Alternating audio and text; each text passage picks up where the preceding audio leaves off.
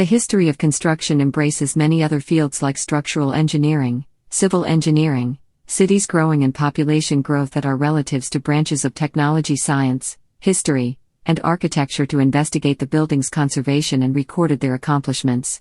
Those fields permit use to analyze modern or latest construction and prehistoric constructions, as their structures, building materials, and tools used. History of building is evolving by different trends in time, marked by few key principles: durability of the materials used, the increasing of height and span, the degree of control exercised over the interior environment, and finally the energy available to the construction process. Chronological development. Neolithic construction. The Neolithic, also known as the New Stone Age, was a time period roughly from 9000 BC to 5000 BC, named because it was the last period of the age before woodworking began. The tools available were made from natural materials including bone, hide, stone, wood, grasses, animal fibers, and the use of water. These tools were used by people to cut, such as with the hand axe, chopper, adze, and celt. Also to scrape, chop, such as with a flake tool, pound, pierce, roll, pull, and lever. Building materials included bones such as mammoth ribs, hide, stone, metal, bark, bamboo, clay, lime plaster, and more. For example, the first bridges made by humans were probably just wooden logs placed across a stream, and later timber trackways. In addition to living in caves and rock shelters, the first buildings were simple shelters, tents like the Inuits' tupik, and huts sometimes built as pit houses meant to suit the basic needs of protection from the elements, and sometimes as fortifications for safety, such as the crannog. Built self-sufficiently by their inhabitants rather than by specialist builders, using locally available materials and traditional designs and methods, which together are called vernacular architecture. The very simplest shelters, tents, leave no traces. Because of this, what little we can say about very early construction is mostly conjecture and based on what we know about the way nomadic hunter-gatherers and herdsmen in remote areas build shelters today. The absence of metal tools placed limitations on the materials that could be worked, but it was still possible to build quite elaborate stone structures with ingenuity using dry stone walling techniques such as at Skara Brae in Scotland, Europe's most complete Neolithic village. The first mud bricks, formed with the hands rather than wooden molds, belonged to the Neolithic period and were found in Jericho. One of the largest structures of this period was the Neolithic longhouse. In all cases of timber-framed and log structures in these very early cultures, only the very lowest parts of the walls and post holes are unearthed in archaeological excavations, making reconstruction of the upper parts of these buildings largely conjectural. Neolithic architecture ranges from the tent to the megalith and rock-cut architecture, which are frequently temples, tombs, and dwellings. The most remarkable Neolithic structure in Western Europe is the iconic megalith known as Stonehenge, regarded by some archaeologists as displaying methods of timber construction such as at Woodhenge translated into stone, a process known as petrification. The now ruinous remains are of post and lintel construction and include massive sandstone lintels which were located on supporting uprights by means of mortise and tenon joints, the lintels themselves being end-jointed by the use of tongue and groove joints. There is also evidence of prefabrication of the stonework. The symmetrical geometric arrays of stone clearly indicate that the builders of Stonehenge had mastered sophisticated surveying methods. Neolithic villages large enough to have rural and urban features are called proto-cities to distinguish them from cities beginning with Eridu. Copper Age and Bronze Age construction. The Copper Age is the early part of the Bronze Age. Bronze is made when tin is added to copper and brass is copper with zinc. Copper came into use before 5000 BC and bronze around 3100 BC, although the times vary by region. Copper and bronze were used for the same types of tools as stone, such as axes and chisels, but the new, less brittle, more durable material cut better. Bronze was cast into desired shapes and if damaged could be recast. A new tool developed in the Copper Age is the saw. Other uses of copper and bronze were to harden the cutting edge of tools, such as the Egyptians using copper and bronze points for working soft stone, including quarrying blocks and making rock-cut architecture. During the Bronze Age the corbelled arch came into use, such as for beehive tombs. The wheel came into use but was not common until much later. Heavy loads were moved on boats, sledges or on rollers. The Egyptians began building stone temples with the post and lintel construction method, and the Greeks and Romans followed this style. Iron Age construction. The Iron Age is a cultural period from roughly 1200 BC to 50 BC with the widespread use of iron for tools and weapons. Iron is not much harder than bronze, but by adding carbon iron becomes steel, which was being produced after about 300 BC. Steel can be hardened and tempered, producing a sharp, durable cutting edge. A new woodworking tool allowed by the use of steel is the hand plane. Ancient Mesopotamia. The earliest large-scale buildings for which evidence survives have been found in ancient Mesopotamia. The smaller dwellings only survive in traces of foundations, but the later civilizations built very sizable structures in the forms of palaces, temples and ziggurats, and took particular care to build them out of materials that last, which has ensured that very considerable parts have remained intact. Major technical achievement is evidenced by the construction of great cities such as Uruk and Ur. The ziggurat of Ur is an outstanding building of the period, despite major reconstruction work. Another fine example is the ziggurat at Choa Zambal in modern Iran.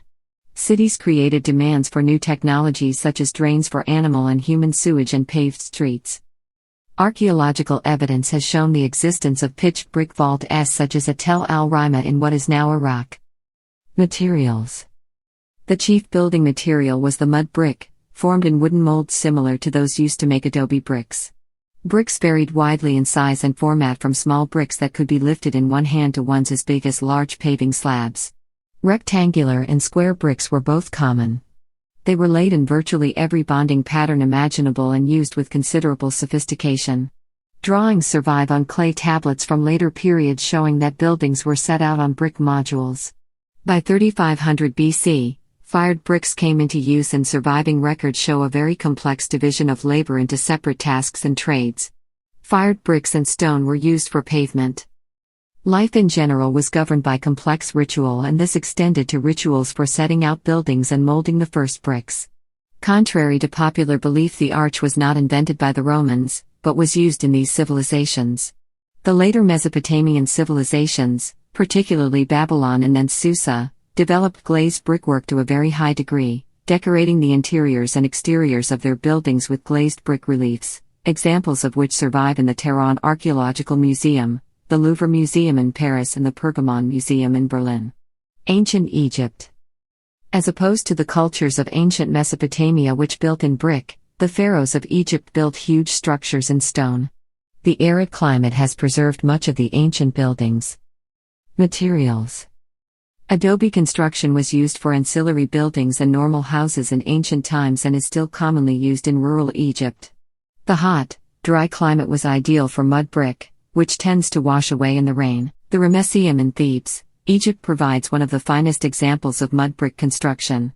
Extensive storehouses with mud brick vaults also survive, all constructed with sloping courses to avoid the need for formwork. The grandest buildings were constructed in stone, often from massive masonry blocks. The techniques used to move massive blocks used in pyramids and temples have been subject to extensive debate. Some authors have suggested that the larger may not be cut stone but fabricated with concrete. Technology. Although the Egyptians achieved extraordinary feats of engineering, they appear to have done so with relatively primitive technology. As far as is known, they did not use wheels or pulleys. They transported massive stones over great distances using rollers, ropes, and sledges hauled by large numbers of workers. The ancient Egyptians are credited with inventing the ramp, lever, lathe, oven, ship, paper, irrigation system, window, awning, door, glass, a form of plaster of Paris, the bath, lock, shadoof, weaving, a standardized measurement system, geometry, silo, a method of drilling stone, saw, steam power, proportional scale drawings, enameling, veneer, plywood, rope truss, and more. There are no surviving Egyptian manuals, so there has been considerable speculation on how stones were lifted to great heights and obelisks erected. Most theories center on the use of ramps. Imhotep, who lived circa 2650 to 2600 BC, is credited with being the first recorded architect and engineer. Achievements. The pyramids are chiefly impressive for their enormous size and the staggering manpower that must have been employed in their construction. The largest is the Great Pyramid of Giza, which remained the tallest structure in the world for 3,800 years. The engineering problems involved were chiefly to do with the transport of blocks, sometimes over long distances, their movement into location and exact alignment. It is now generally agreed that the skilled building workers were respected and well treated, but undoubtedly very large numbers of laborers were necessary to provide the brute force. The methods used in the construction of the pyramids have been the subject of considerable research and discussion. Ancient Greece. The ancient Greeks, like the Egyptians and the Mesopotamians, tended to build most of their common buildings out of mud brick, leaving no record behind them. However, many structures do survive, some of which are in a very good state of repair, although some have been partly reconstructed or re-erected in the modern era. The most dramatic is the Greek temples. The Greeks made many advances in technology, including plumbing, the spiral staircase, central heating, urban planning, the water wheel, the crane, and more. The oldest construction drawing is in the Temple of Apollo at Didyma. An unfinished stone wall was etched with the profiles of columns and moldings, and the wall was never finished, so the drawing was not erased, a rare glimpse into the history of working construction drawings. No timber structures survive, so our knowledge of how these were put together is limited. The spans are, in the main, limited and suggest very simple beam and post structures spanning stone walls. For the longer spans, it is uncertain if the Greeks or Romans invented the truss, but the Romans certainly used timber roof trusses. Before 650 BCE, the now famous ancient Greek temples were built of wood, but after this date began to be built of stone. The process of a timber structure being repeated in stone is called petrification or petrified carpentry. Fired clay was mainly restricted to roofing tiles and associated decorations, but these were quite elaborate. The roof tiles allow a low roof pitch characteristic of ancient Greek architecture. Fired bricks began to be employed with lime mortar. Very prominent buildings were roofed in stone tiles, which mimicked the form of their terracotta counterparts. While later cultures tended to construct their stone buildings with thin skins of finished stones over rubble cores, the Greeks tended to build out of large cut blocks, joined with metal cramps. This was a slow, expensive and laborious process which limited the number of buildings that could be constructed. The metal cramps often failed through corrosion. Building structures mostly used a simple beam and column system without vaults or arches, which based strict limits on the spans that could be achieved. However, the Greeks did construct some groin vaults, arch bridges and, with the Egyptians, the first high-rise, the Lighthouse of Alexandria, one of the 7 wonders of the ancient world. Greek mathematics was technically advanced, and we know for certain that they employed and understood the principles of pulleys, which would have enabled them to build jibs and cranes to lift heavy stonework to the upper parts of buildings. Their surveying skills were exceptional, enabling them to set out the incredibly exact optical corrections of buildings like the Parthenon, although the methods used remain a mystery. Simpler decoration, such as fluting on columns, was simply left until the drums of the columns were cut in place. The ancient Greeks never developed the strong mortars which became an important feature of Roman construction. Roman Empire. In striking contrast to previous cultures, an enormous amount is known about Roman building construction. A very large amount survives, including complete intact buildings like the Pantheon, Rome, and very well-preserved ruins at Pompeii and Herculaneum. We also have the first surviving treatise on architecture by Vitruvius, which includes extensive passages on construction techniques. Materials. The great Roman development in building materials was the use of hydraulic lime mortar called Roman cement. Previous cultures had used lime mortars, but by adding volcanic ash called pozzolana, the mortar would harden underwater. This provided them with a strong material for bulk walling. They used brick or stone to build the outer skins of the wall and then filled the cavity with massive amounts of concrete, effectively using the brickwork as permanent shuttering. Later they used wooden shuttering that was removed for the concrete to cure. An example of a temple made of Roman concrete in the 1st century BC is the Temple of Vesta in Tivoli, Italy. The concrete was made of nothing more than rubble and mortar. It was cheap and very easy to produce and required relatively unskilled labor to use, enabling the Romans to build on an unprecedented scale. They not only used it for walls but also to form arches, barrel vaults and domes, which they built over huge spans. The Romans developed systems of hollow pots for making their domes and sophisticated heating and ventilation systems for their thermal baths. The Romans substituted bronze for wood in the roof truss of the Pantheon's portico, which was commissioned between 27 BC and 14 AD. The bronze trusses were unique, but in 1625 Pope Urban VIII had the trusses replaced with wood and melted the bronze down for other uses. The Romans also made bronze roof tiles. Lead was used for roof covering material and water supply and waste pipes. The Latin name for lead is plumbum, thus plumbing. Romans also made use of glass in construction, with colored glass in mosaics and clear glass for windows. Glass came to be fairly commonly used in windows of public buildings. Central heating in the form of a hypocaust, a raised floor heated by the exhaust of a wood or coal fire, organization of labor. The Romans had trade guilds. Most construction was done by slaves or free men. The use of slave labor undoubtedly cut costs and was one of the reasons for the scale of some of the structures. The Romans placed a considerable emphasis in building their buildings extremely fast, usually within 2 years. For very large structures, the only way this could be achieved was by the application of vast numbers of workers to the task. Technology. The invention of the water wheel, sawmill, and arch were by the Romans. The Romans also began using glass for architectural purposes after about 100 CE and used double glazing as insulated glazing. Roman roads included corduroy roads and paved roads, sometimes supported on raft or pile foundations and bridges. Vitruvius gives details of many Roman machines. The Romans developed sophisticated timber cranes, allowing them to lift considerable weights to great heights. The upper limit of lifting appears to have been about 100 tons. Trajan's column in Rome contains some of the largest stones ever lifted in a Roman building, and engineers are still uncertain exactly how it was achieved. A list of the longest, highest and deepest Roman structures can be found in the list of ancient architectural records. Roman building ingenuity extended over bridges, aqueducts, and covered amphitheaters. Their sewerage and water supply works were remarkable, and some systems are still in operation today.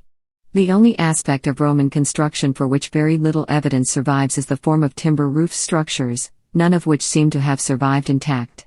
Possibly, triangulated roof trusses were built, this being the only conceivable way of constructing the immense spans achieved, the longest exceeding 30 meters. China. China is a cultural hearth area of Eastern Asia. Many Far East building methods and styles evolved from China. A famous example of Chinese construction is the Great Wall of China, built between the 7th and 2nd centuries BC. The Great Wall was built with rammed earth, stones, and wood, and later bricks and tiles with lime mortar. Wooden gates blocked passageways. The oldest archaeological examples of mortise and tenon-type woodworking joints were found in China, dating to about 5000 BC. The Yingzhou Fash is the oldest complete technical manual on Chinese architecture. The Chinese followed the state rules for thousands of years, so many of the ancient, surviving buildings were built with the methods and materials still used in the 11th century. Chinese temples are typically wooden timber frames on an earth and stone base. The oldest wooden building is the Nankin Temple, dating from 782 AD. However, Chinese temple builders regularly rebuild the wooden temples, so some parts of these ancient buildings are of different ages. Traditional Chinese timber frames do not use trusses but rely only on post and lintel construction. An important architectural element are the Dogung bracket sets. The Songyue Pagoda is the oldest brick pagoda, dating to 523 AD. It was built with yellow-fired bricks laid in clay mortar, with 12 sides and 15 levels of roofs. The Anji Bridge is the world's oldest open spandrel stone segmental arch bridge, built in 595 to 605 AD. The bridge is built with sandstone joined with dovetail, iron joints. Most of the Great Wall sections we see today were built with bricks, and cut stone blocks/slabs. Where bricks and blocks weren't available, tamped earth, uncut stones, wood, and even reeds were used as local materials. Wood was used for forts and as an auxiliary material. Where local timber wasn't enough, they had it delivered in stone Great Wall sections. In mountain areas, workers quarried stone to build the Great Wall. Using the mountains themselves as footings, the outer layer of the Great Wall was built with stone blocks, and filled with uncut stone and anything else available. Soil Great Wall sections. On the plains, Great Wall workers made use of local soil and rammed it into compact layers. Jiayuguan's Great Wall section in West China was mainly built with dusty loess soil, claimed as the most erodible soil on the planet. Sand Great Wall sections. Sand doesn't stick together, so how could a wall be built with sand? Sand was used as a fill material between reed and willow layers. West China around Dunhuang is desert. Innovative builders there made use of reeds and willow brought in from rivers and oases to build a strong wall. Jade Gate Pass Great Wall Fort was built with 20-centimeter layers of sand and reed, an impressive 9 meters high. Brick Great Wall sections. The Ming Dynasty Great Wall was mostly built with bricks. To build a strong wall with bricks, they used lime mortar. Workers built brick and cement factories with local materials near the wall. Middle Ages.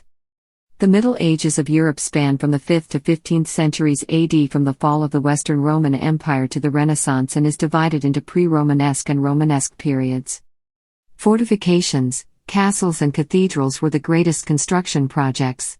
The Middle Ages began with the end of the Roman era and many Roman building techniques were lost.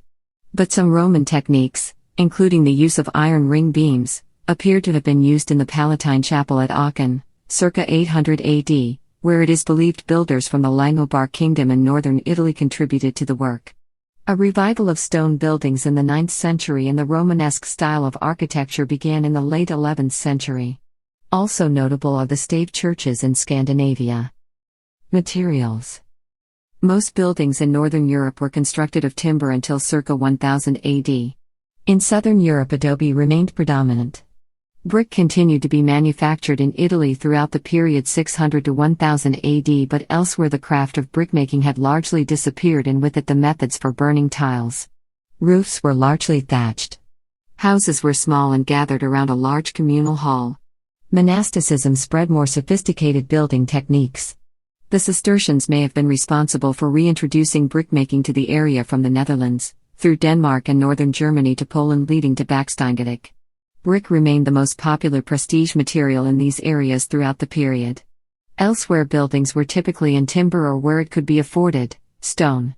Medieval stone walls were constructed using cut blocks on the outside of the walls and rubble infill, with weak lime mortars. The poor hardening properties of these mortars were a continual problem, and the settlement of the rubble filling of Romanesque and Gothic walls and piers is still a major cause for concern. Design. There were no standard textbooks on building in the Middle Ages. Master craftsmen transferred their knowledge through apprenticeships and from father to son. Trade secrets were closely guarded, as they were the source of a craftsman's livelihood. Drawings only survive from the later period. Parchment was too expensive to be commonly used, and paper did not appear until the end of the period. Models were used for designing structures and could be built to large scales. Details were mostly designed at full size on tracing floors, some of which survive. Labor. In general, medieval buildings were built by paid workers. Unskilled work was done by laborers paid by the day. Skilled craftsmen served apprenticeships or learned their trade from their parents. It is not clear how many women were members of a guild holding a monopoly on a particular trade in a defined area. Towns were in general very small by modern standards and dominated by the dwellings of a small number of rich nobles or merchants, and by cathedrals and churches. Techniques. Romanesque buildings of the period 600 to 1100 AD were entirely roofed in timber or had stone barrel vaults covered by timber roofs. The Gothic style of architecture with its vaults, flying buttresses and pointed Gothic arches developed in the 12th century, and in the centuries that followed ever more incredible feats of constructional daring were achieved in stone. Thin stone vaults and towering buildings were constructed using rules derived by trial and error. Failures were frequent, particularly in difficult areas such as crossing towers. The pile driver was invented around 1500. Achievements. The scale of fortifications and castle building in the Middle Ages was remarkable, but the outstanding buildings of the period were the Gothic cathedrals with thin masonry vaults and walls of glass. Outstanding examples are Beauvais Cathedral, Chartres Cathedral, King's College Chapel and Notre Dame, Paris. Renaissance. The Renaissance in Italy, the invention of movable type and the Reformation changed the character of building. The rediscovery of Vitruvius had a strong influence. During the Middle Ages, buildings were designed by the people that built them. The master mason and master carpenters learnt their trades by word of mouth and relied on experience, models and rules of thumb to determine the sizes of building elements. Vitruvius, however, describes in detail the education of the perfect architect who, he said, must be skilled in all the arts and sciences. Filippo Brunelleschi was one of the first of the new style of architects. He started life as a goldsmith and educated himself in Roman architecture by studying ruins. He went on to engineer the Dome of Santa Maria del Fiore in Florence. Materials. The major breakthroughs in this period were to do with the technology of conversion. Water mills in most of Western Europe were used to saw timber and convert trees into planks. Bricks were used in ever-increasing quantities. In Italy, the brickmakers were organized into guilds, although the kilns were mostly in rural areas because of the risk of fire and easy availability of firewood and brick earth. Brickmakers were typically paid by the brick, which gave them an incentive to make them too small.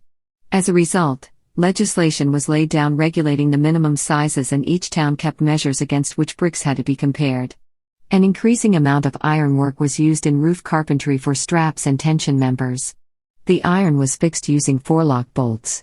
The screw-threaded bolt could be made and are found in clockmaking in this period, but they were labor-intensive and thus not used on large structures. Roofing was typically of terracotta roof tiles. In Italy, they followed Roman precedents. In Northern Europe, plain tiles were used. Stone, where available, remained the material of choice for prestige buildings. Design. The rebirth of the idea of an architect in the Renaissance radically changed the nature of building design. The Renaissance reintroduced the classical style of architecture. Leon Battista Alberti's treatise on architecture raised the subject to a new level, defining architecture as something worthy of study by the aristocracy. Previously, it was viewed merely as a technical art, suited only to the artisan. The resulting change in status of architecture, and more importantly the architect, is key to understanding the changes in the process of design. The Renaissance architect was often an artist who had little knowledge of building technology but a keen grasp of the rules of classical design. The architect thus had to provide detailed drawings for the craftsman, setting out the disposition of the various parts. This was what is called the process of design, from the Italian word for drawing. Occasionally, the architect would get involved in particularly difficult technical problems, but the technical side of architecture was mainly left up to the craftsman. This change in the way buildings were designed had a fundamental difference on the way problems were approached. Where the medieval craftsman tended to approach a problem with a technical solution in mind, the Renaissance architect started with an idea of what the end product needed to look like and then searched around for a way of making it work. This led to extraordinary leaps forward in engineering. Labor. Labor in the Renaissance was much the same as in the Middle Ages. Buildings were built by paid workers. Unskilled work was done by laborers paid by the day. Skilled craftsmen served apprenticeships or learned their trade from their parents. Craftsmen were organized in guilds, which provided a limited form of building regulation in return for members of the guild holding a monopoly on a particular trade in a defined area. Towns were in general very small by modern standards and dominated by the dwellings of a small number of rich nobles or merchants and cathedrals and churches. Technical advances. The wish to return to classical architecture created problems for the Renaissance buildings. The builders did not use concrete, and thus comparable vaults and domes had to be replicated in brick or stone. The greatest technical feats were undoubtedly in these areas. The first major breakthrough was Brunelleschi's project for the Dome of Santa Maria del Fiore. Brunelleschi managed to devise a way of building a huge dome without formwork, relying instead on the weight of the bricks and the way they were laid to keep them in position and the shape of the dome to keep it standing. The exact way the dome was built is still subject to debate today, as it is not possible to take the dome apart to study its construction without destroying it. The dome is a double skin, linked by ribs, with a series of wooden and stone chains around it at intervals to attempt to deal with hoop stresses. Brunelleschi's dome was completed in 1446.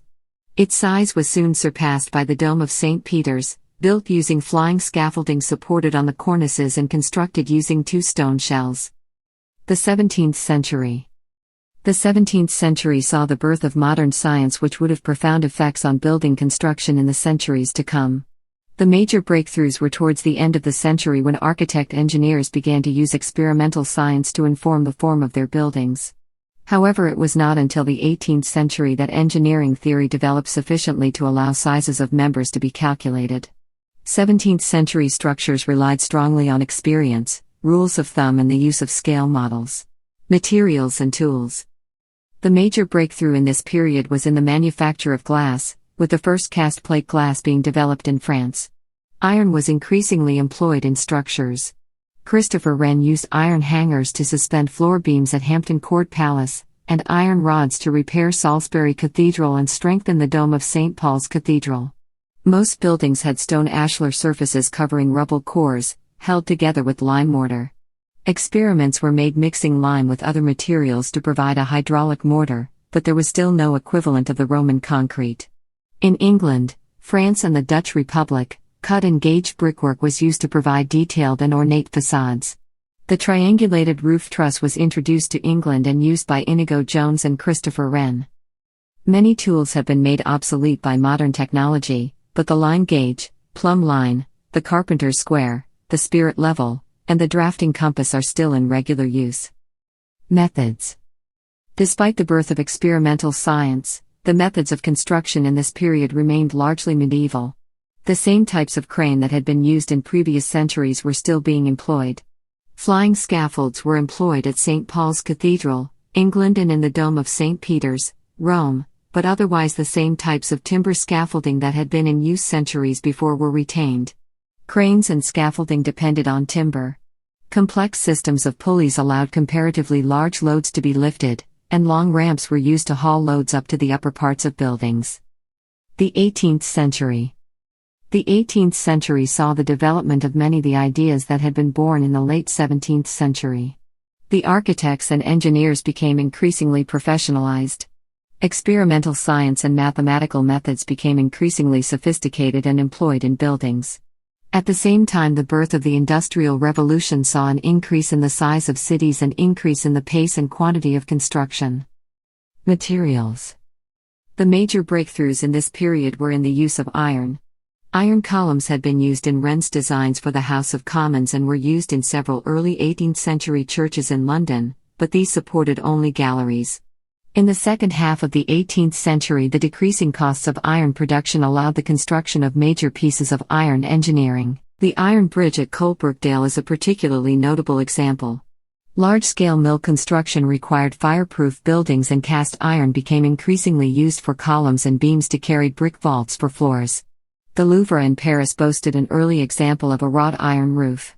Steel was used in the manufacture of tools but could not be made in sufficient quantities to be used for building. Brick production increased markedly during this period. Many buildings throughout Europe were built of brick, but they were often coated in lime render, sometimes patterned to look like stone. Brick production itself changed little. Bricks were molded by hand and fired in kilns no different to those used for centuries before. Terracotta in the form of coed stone was used as an artificial stone in the UK. The 19th century, Industrial Revolution. The Industrial Revolution was manifested in new kinds of transportation installations, such as railways, canals, and macadam roads. These required large amounts of investment. New construction devices included steam engines, machine tools, explosives, and optical surveying. The steam engine combined with two other technologies which blossomed in the 19th century, the circular saw and machine-cut nails, lead to the use of balloon framing and the decline of traditional timber framing.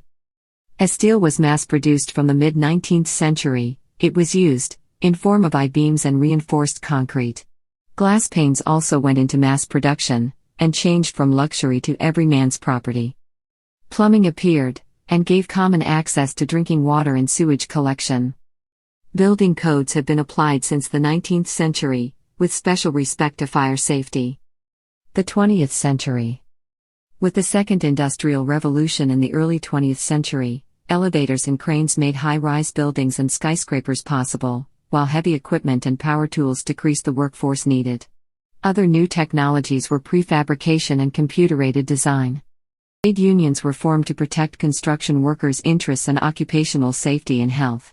Personal protective equipment such as hard hats and earmuffs also came into use, and have become mandatory at most sites. From the 20th century, governmental construction projects were used as a part of macroeconomic stimulation policies, especially during the Great Depression. For economy of scale, whole suburbs, towns and cities, including infrastructure, are often planned and constructed within the same project, such as Brasilia in Brazil, and the Million Programme in Sweden.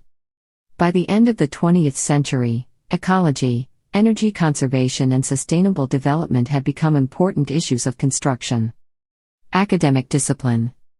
There is no established academic discipline of construction history, but a growing number of researchers and academics are working in this field, including structural engineers, archaeologists, architects, historians of technology, and architectural historians.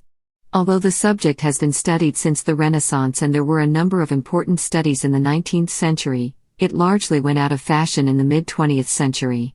In the last 30 years there has been an enormous increase in interest in this field, which is vital to the growing practice of building conservation. Early writers.